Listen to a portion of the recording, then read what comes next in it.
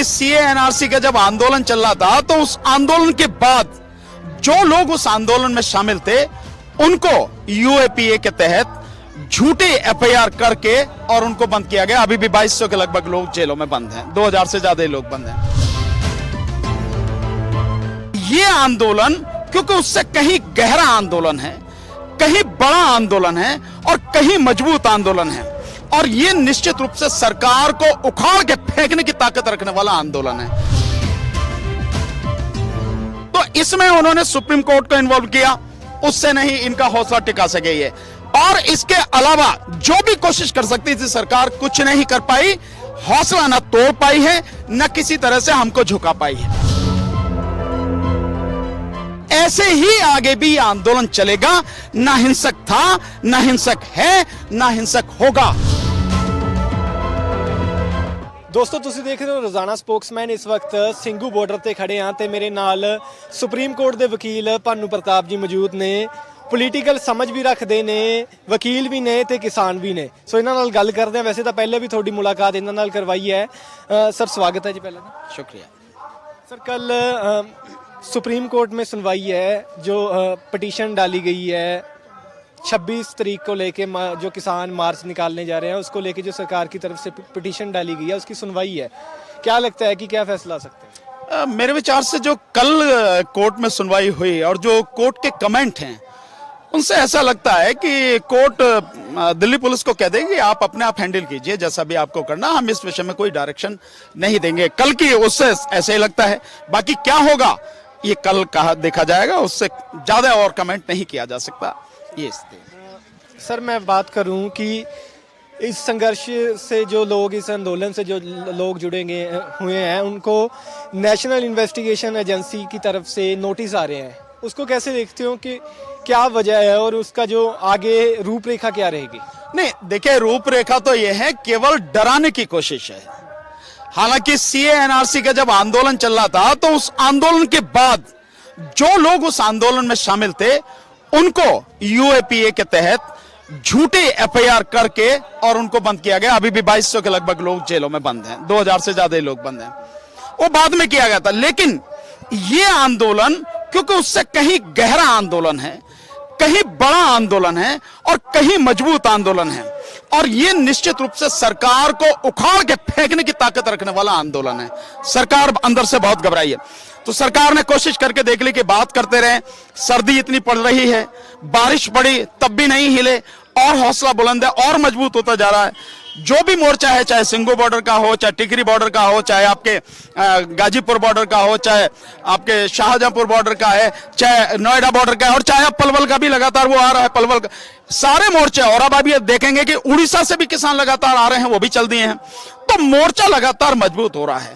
तो इसमें उन्होंने सुप्रीम कोर्ट को इन्वॉल्व किया, उससे नहीं इनका हौसला टिका सके ये, और इसके अलावा जो भी कोशिश कर सकती थी सरकार कुछ नहीं कर पाई, हौसला न तोड़ पाई है, न किसी तरह से हमको झुका पाई है। ये स्थिति सरकार के सामने। तो अब एक कोशिश ये है कि पहले आड़ती जो है पंजाब में, हरियाणा में, उनके यहाँ पे जो रेड डाली गई, फिर उसके बाद में अब ये है कि उनको एनआईए के नोटिस जा रहे हैं। एक एफआईआर 15 दिसंबर की जो है वो कर लिए, 40/2020 जो है एफआईआर, उसके तहत ये नोटिस भेजे जा रहे हैं। तो ये सिर्फ इस आंदोलन को डरा कर और ये प्रेशर डालकर तोड़ने की, कमजोर करने की कोशिश है, और कुछ नहीं है। प्लीज हमारे दर्शकों को जो ये एफआईआर है, आप कानूनी समझ रखते हैं, उसके बारे में थोड़ा संक्षेप में बताएं कि वो है क्या? देखिए, जो एफआईआर है, मैंने एफआईआर पढ़ी नहीं है, लेकिन मैंने नोटिस जो भेजा है वो एक साथी है, उन्होंने मुझे दिखाया। तो एफआईआर में जो है उस नोटिस के हिसाब से जो एफआईआर का नंबर मैंने बता दिया 40/2020, सेक्शन जो है वो सेक्शन 120 भी, यानी आपराधिक षड्यंत्र इसको बोलते हैं, कि कोई अपराध करना है उसके लिए मिली जुली, मतलब सबने मिलके जो है एक साठगांठ की हो। एक इसके अंदर है सेक्शन 124A। सेक्शन 124A को वैसे तो उसमें जो टर्म है वो राजद्रोह है, लेकिन ये इसको देशद्रोह के रूप में करते हैं। तो राजद्रोह और देशद्रोह दोनों में अंतर है, लेकिन इसको देशद्रोह बोलते हैं। तो एक सेक्शन 24A है, और एक ये है कि जो सेक्शन 153A है, सेक्शन 153B है, ये इसमें शामिल है। मतलब जो समुदायों के बीच में नफरत फैलाने की बात जिस तरह की वो कर रहे हैं। और दूसरे जो है सेक्शन 13, सेक्शन 17, 18, 18B और 20 ये यूएपीए कानून के हैं। मतलब आप जो है सपोर्ट कर रहे हैं।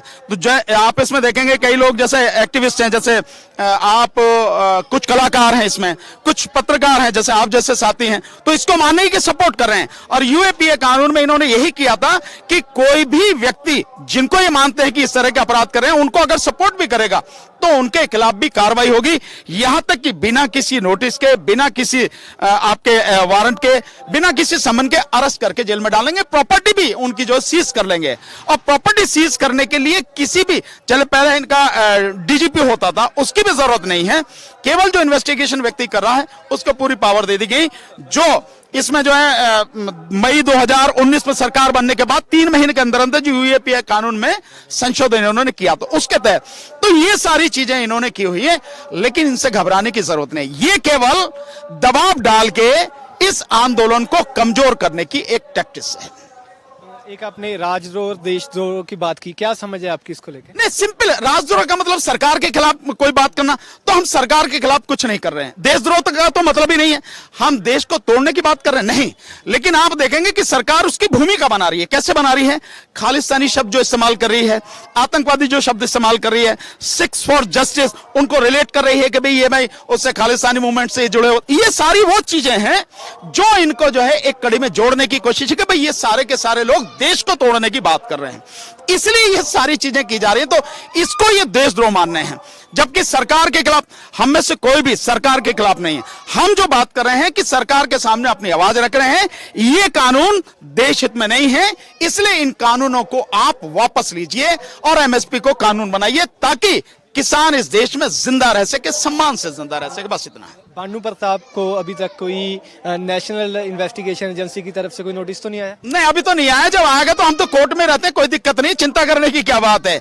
देखिए ये सारी चीजें, आप जब संघर्ष में हैं, आप ये देखिए कि जो हमारे सैनिक हैं, जो हमारे सैनिक सीमा पर रहते हैं, जब वो जा रहे हैं जंग में, तो उन्हें मालूम है कि कुछ भी हो सकता है किसी भी समय। और हम यहां पर जो हैं, जिस सरकार के खिलाफ देश लड़ रहा है, वो सरकार निहायत ही बेरहम और बेदर्द सरकार है, और वो सरकार तानाशाह सरकार है, और वहां व्यक्तियों की कोई कीमत नहीं है। एक व्यक्ति की छवि, यानी प्रधानमंत्री नरेंद्र मोदी, उनकी छवि की बात है कि प्रधानमंत्री नरेंद्र मोदी जो कर देंगे वो सही है, और जो भी कर सकते हैं वही कर सकते हैं, दूसरा नहीं कर सकता। और वो अगर आगे बढ़ गए तो पीछे नहीं हट सकते। ये सिर्फ इसका खेल है, लेकिन इसके पीछे साजिश बहुत बड़ी है जिसके लिए काम किया जा रहा है।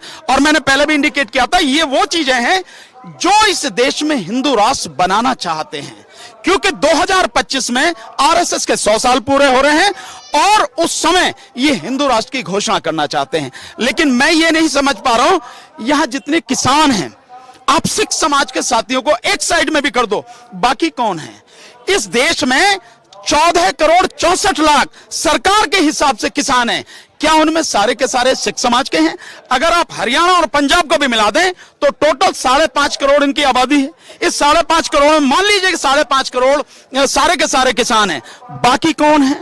आप उनको भी तो बताओगे कि बाकी कौन है? जो करीब 9 करोड़ जो हैं वो कौन है? इसका मतलब 9 करोड़ तो हिंदू हैं। तो आप कैसा हिंदू राष्ट्र लाना चाहते हैं जो आप अपने ही हिंदू किसानों को पूरी तरह से तबाह करना चाहते हैं? यही आपका हिंदू राष्ट्र है। आप जितनी चीजें कर रहे हैं, मैं ये नहीं समझ पाया हूं कि आपने, प्रधानमंत्री ने घोषणा की थी 10 करोड़ नौकरियां देनी चाहिए, अब 7 साल हो गए, 14 करोड़ नौकरियां देनी चाहिए थी। लेकिन इस व्यक्ति की गलत नीतियों के कारण, इसकी तानाशाही के कारण आज की तारीख में देश में 35 करोड़ लोग बेरोजगार हो गए। वो 35 करोड़ लोग कौन है भाई? मुझे जरा बताना है। सारे सिख हैं क्या? सारे मुस्लिम हैं क्या? और इसमें भी और कर दो, SC ST OBC, ये भी, इन्हें भी कर दो, बाकी कौन है? देश में 1 करोड़ 25 लाख के लगभग केंद्र सरकार और राज्य सरकार में पद खाली पड़े, नौकरियां खाली पड़ी हैं जो अप्रूव्ड हैं, जिनके लिए सरकार को कोई कानून बनाने की जरूरत नहीं, कोई ऑर्डर पास करने की जरूरत नहीं है, केवल उन्हें भरना है। आप इन्हें नहीं भर रहे। अगर आप जो रिजर्वेशन आपने पूरी तरह से खत्म कर ही दिया है, बिना कहे, बिना उसके बताए, लेकिन फिर भी अगर ये मान लो कि अगर इन 1.25 करोड़ नौकरियों में रिजर्वेशन भी पूरा कर दो, फिर भी तकरीबन 65 लाख नौकरियां तो हिंदू ही समाज की हैं, आपको उन्हें देनी चाहिए थी, तो तुम हिंदुओं का कैसे भला कर रहे हो मुझे ये बताओ। और उस हिंदू राष्ट्र को लेके क्या करेंगे जिसमें हिंदुओं को ही तुमने गुलाम बना के सारी मतलब संरचना कर रखी है। तो ये जो है, लेकिन है क्या कि ये लोग, इनके सामने लोग मर जाएं इन्हें कोई फर्क नहीं पड़ता। कितने ही उदाहरण है आपने देखे हैं सारे। इनकी जो पॉलिसी है वो ये है कि कुछ लोग जो चंद मनुस्मृति को मानने वाले लोग हैं, और आप जानते हैं मनुस्मृति क्या है। मनुस्मृति साफ है कि इस देश में 4 वर्ण हैं, ब्राह्मण, क्षत्रिय, वैश्य और शूद्र।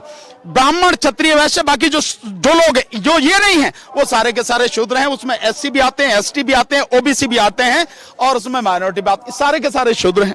तो इनको गुलाम बनाने की परंपरा। साथ में मनुस्मृति कहती है कि औरत केवल पैर की जूती हो सकती है, इससे ज्यादा कुछ नहीं। यानी इस देश की आधी आबादी औरतों की, उसको आप गुलाम बना कर रखना, अपनी बहन बेटी को भी।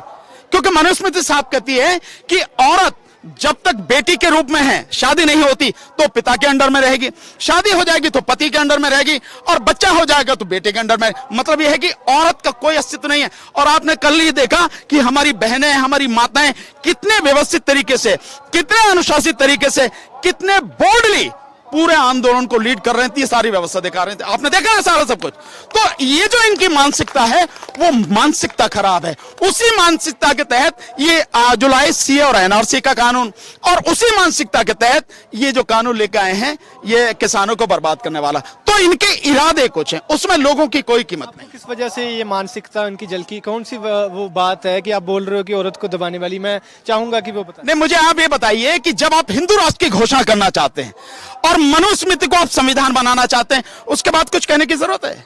जब मैंने आपको बताया कि मनुस्मृति ये कहती है, तो मनुस्मृति को जब आप संविधान बनाना चाह रहे हैं और देश के संविधान को खत्म करना चाह रहे हैं, जो सबको समान अधिकार देता है, सबको बोलने की, जीने की स्वतंत्रता देता है, जो लोगों को समान अवसर देता है, कानून के सामने सबकी बराबरी देता है, आपको जीने के सारे अधिकार देता है, उस संविधान को खत्म करके आप मनुस्मृति को कानून बनाना चाहते हो।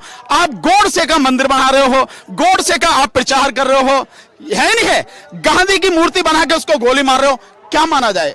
आपका जो है वो जो हिंदू राष्ट्र की बात कर रहे हो वो यही तो है, और क्या है? और हिंदू राष्ट्र जिसकी बात कर रहे हैं वो मनुस्मृति पर आधारित है। तो मनुस्मृति ऊंच नीच पर आधारित एक सबसे खतरनाक किताब है, जिसमें भेदभाव है, जातिगत भेदभाव, वर्णगत भेदभाव, इंसान को इंसान नहीं समझा गया, चंद लोगों को समझा गया। तो आप कैसे कह रहे हैं इसी आधार पर मानते हैं हम लोग, इसी आधार पर सब लोग मानते हैं। इसके अलावा और बहुत सी चीजें हम बता देंगे, लेकिन ये कम से कम एक मोटा मोटा है जिसके आधार पर आप कह सकते हैं कि हिंदू राष्ट्र की घोषणा कर रहे हैं। हम मुड़े इन्हीं किसानी आंदोलन पे आते हैं।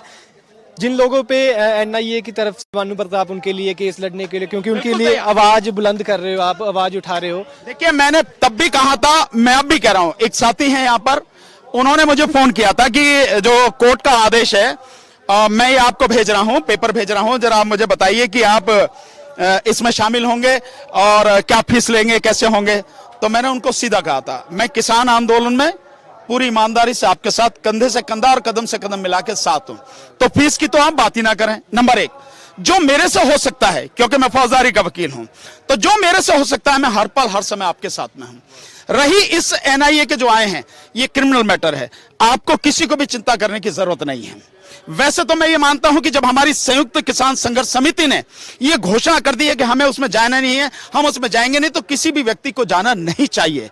फिर भी अगर कोई जाता है और कोई भी दिक्कत आपको महसूस होती है, मेरा नंबर सबके पास में है, नेट पर पड़ा है, आप मुझे कॉल कर सकते हैं। या अगर आपको लगता है कि जाने से पहले भी हमें किसी वकील की जरूरत है ताकि जो वहां हो सके, जिस समय पूछताछ हो, उसमें भी कोई प्रॉब्लम नहीं। ये कहने के लिए नहीं है, ये बात मैं आपके लिए कहने के लिए नहीं कह रहा, मैं ये कहने के लिए नहीं आता हूं, मैं आपके साथ कंधे से कंधा मिलाकर साथ हूं। हो सकता है कि इस वीडियो के बाद हमें और आपको भी कोई नोटिस आ जाए। हाँ, कोई बात नहीं, मैं तो कह रहा हूं भेजो तो सही, पर वो मुझे नोटिस अभी भेजेंगे नहीं, ये अलग बात आप समझेंगे नहीं, मैं बताऊंगा इसको, ये मुझे नहीं भेजेंगे। पर फिर भी नोटिस आए या वारंट आए या समन आए, मैंने पहले बताया हमें डरने की जरूरत नहीं है। ये लड़ाई है, संघर्ष है, हम जब जान देने के लिए तैयार हैं और हमारे 130 के लगभग साथी शहीद भी हो चुके हैं, तो फिर ये नोटिस क्या चीज है, इसकी क्या औकात है नोटिस की? ये सब तो चलता है। संघर्ष में हमेशा आपको हर बात के लिए तैयार रहना चाहिए, कुछ भी हो सकता है। और अगर आप इससे डरते हैं तो संघर्ष में आने की किसी को जरूरत नहीं है। मैं तो पहले भी किया था, अभी आपके सामने भी अपील करता हूं, जो मेरे एडवोकेट साथी हैं, जो भी मुझे देख रहे हैं, बहुत साथी मुझे मानते हैं, सहयोग करते हैं, उन साथियों से निवेदन है कि एनआईए का कोई भी सम्मान आता है या कोई भी साथी ऐसा जिसे एनआईए कोर्ट में पेश करती है, मैं समझता हूं सब साथियों को पूरी ताकत से, किसान साथियों के साथ में और किसान आंदोलन से जुड़े हुए जिनको सहयोग कर रहे हैं साथी, उन सबके साथ में पूरी ताकत और पूरी ईमानदारी से खड़ा होना चाहिए। और एनआईए में अपने जो साथी हैं उनको डिफेंड करना चाहिए, कोर्ट में उनको डिफेंड करना चाहिए, बिना किसी फीस के करना चाहिए।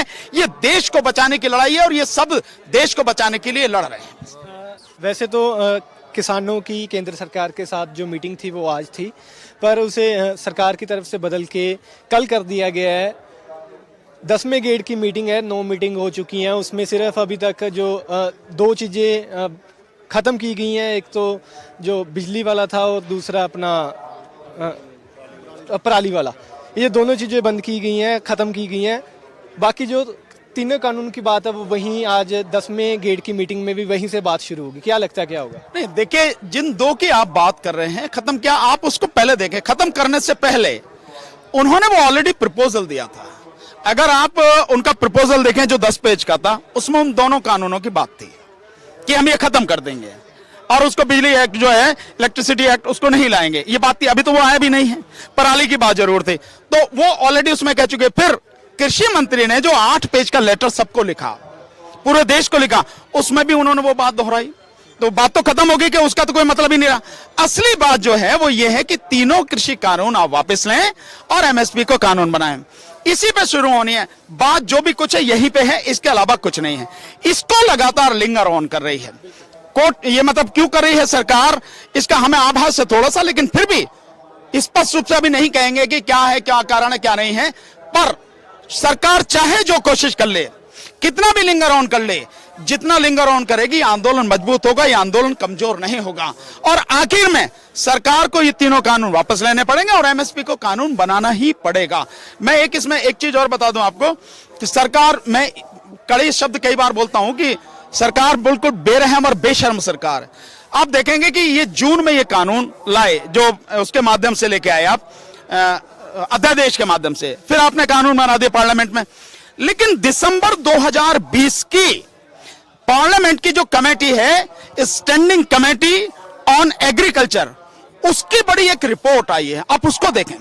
वो रिपोर्ट ये कहती है, ये सुझाव दे रही है सरकार को कि जो मंडी समितियां हैं इनकी संख्या बढ़ानी चाहिए सरकार को, इनको मॉडर्नाइज करना चाहिए और इनको मजबूत करना चाहिए, और जहां पर नहीं है वहां पर भी मंडी समिति को मजबूत करना चाहिए और किसानों की सपोर्ट के लिए, उनको लाभ देने के लिए और मजबूती से काम करना चाहिए। और ये वही दिसंबर 2020, अभी हम जनवरी में खड़े हैं, आज जनवरी की 19 तारीख है, ये इतनी लेटेस्ट रिपोर्ट है, लेकिन सरकार मानने को तैयार नहीं है। इसीलिए मैं बार बार ये कह रहा हूं कि सरकार ने न केवल संविधान को खत्म किया, सभी लोकतांत्रिक मर्यादाओं को खत्म कर दिया है। आप संसद की जो समितियां हैं पहले तो बना ही नहीं रहे, पर अगर कोई बनी हुई भी है उनकी रिपोर्ट नहीं मान रहे। ये सारी चीजें हैं जिनको हर किसी को समझना होगा। सुप्रीम कोर्ट की तरफ से कमेटी भी बनाई गई थी, हालांकि उसमें से एक मेंबर ने जो अपना कमेटी से नाम बाहर ले लिया है, उसको कैसे देखते हो उस कमेटी को? नहीं, मैं तो समझता हूं ये सुप्रीम कोर्ट की हार है। पहले ही मैं कह चुका हूं, जब एक पक्षीय काम कर रहे हैं, देखिए न्याय अगर आप कर रहे हैं तो न्याय का एक सिद्धांत है, न्याय न केवल होना चाहिए बल्कि होते हुए दिखना भी चाहिए दुनिया को न्याय हुआ। लेकिन सुप्रीम कोर्ट का अगर आप पीछे का सारा रिकॉर्ड देखो, कहीं ऐसा नहीं लगता कि न्याय हुआ, बल्कि बहुत सीधा सीधा लगता है कि जो सरकार कह रही है वो ये कर रही है। एक सबसे बड़ा मुकदमा था, बड़ा जबरदस्त तरीके से हम सब ने, पूरी दुनिया ने देखा किस तरह से न्याय के आधार पर, न्याय के नाम पर अन्याय किया, जो बाबरी मस्जिद वाला था। बाबरी मस्जिद वाला देखा कि सुप्रीम कोर्ट मान रही है कि यहां पे कोई मंदिर नहीं था, यहां पे कोई पूजा नहीं होती थी, उनके पास कोई कागज नहीं है, और मस्जिद टूटी, मस्जिद ही वहां पर थी, बावजूद उसके भी सुप्रीम कोर्ट ने मंदिर के लिए जगह दे दी है। मजेदार बात, इसका मतलब सीधा सीधा यह हुआ कि 4 गुंडे आके मेरा घर तोड़ गए और मैं गया अदालत में, तो अदालत कह रही भाई देख ऐसा है, तेरी बात तो सही है, घर तो तेरा ही है, हम मान रहे इस बात को, लेकिन ये गुंडों से पीछा छुड़ाना, भाई तुझे कहीं और जगह दे देंगे, इन गुंडों को दे दे अपनी जगह, ये क्या न्याय हुआ? ये सुप्रीम कोर्ट ने ये किया। ये सारी स्थिति है। तो बाबरी मस्जिद में न्याय में नहीं मिला, और आप लगातार देख रहे हैं अभी लेटेस्ट जो सुप्रीम कोर्ट के ऑर्डर आ रहे हैं उनसे पता लग रही है। इन हालात में सुप्रीम कोर्ट जो काम कर रही है उसमें विश्वास लोगों को कम है।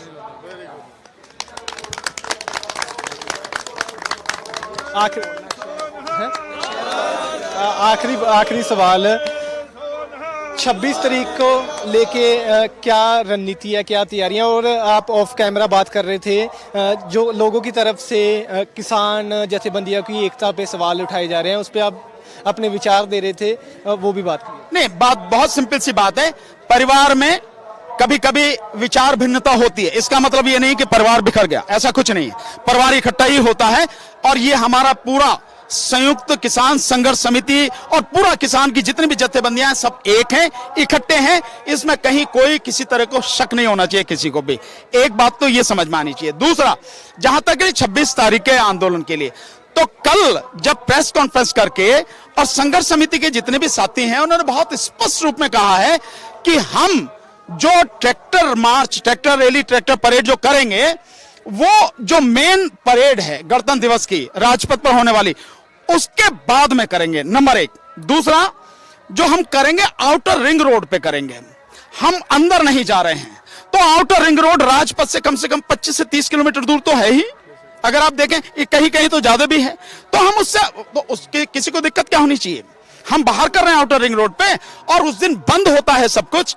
ऐसा नहीं है कि खुला हुआ है, बाजार खुला हुआ है। भाई 15 अगस्त को और 26 जनवरी को पूरा देश बंद होता है, छुट्टी होती है, तो हम बाहर करें, इसमें दिक्कत क्या है? अगर आपको अधिकार है तो हमें भी अधिकार है। और उसमें जो प्रेस रिलीज है बहुत साफ कहा है, सभी हमारे जो नेता हैं उन्होंने ये कहा है कि भाई किसी तरह की जो है अशांति नहीं होगी, कोई हिंसा नहीं होगी, और जैसा प्रचार किया जा रहा है कि लाल किले पे जाके झंडा फहराएंगे, ऐसा कुछ होगा। हर ट्रैक्टर पर देश का झंडा होगा, नेशनल फ्लैग होगा, किसान जो हमारे आंदोलनकारी जो हमारा झंडा है वो होगा, और कुछ नहीं होगा। इसके बाद भी क्या स्थिति रहेगी? तो बहुत ही शांतिपूर्वक तरीके से जैसे तब से लेके अब तक आंदोलन चलता रहा है, ऐसे ही आगे भी आंदोलन चलेगा। ना हिंसक था, ना हिंसक है, ना हिंसक होगा। बहुत अनुशासित तरीके से हम अपनी लड़ाई लगातार लड़ेंगे। जब तक जीतेंगे नहीं तब तक यहां से जाएंगे नहीं, और जीत कर ही जाएंगे, तब तक आंदोलन चलेगा लगातार।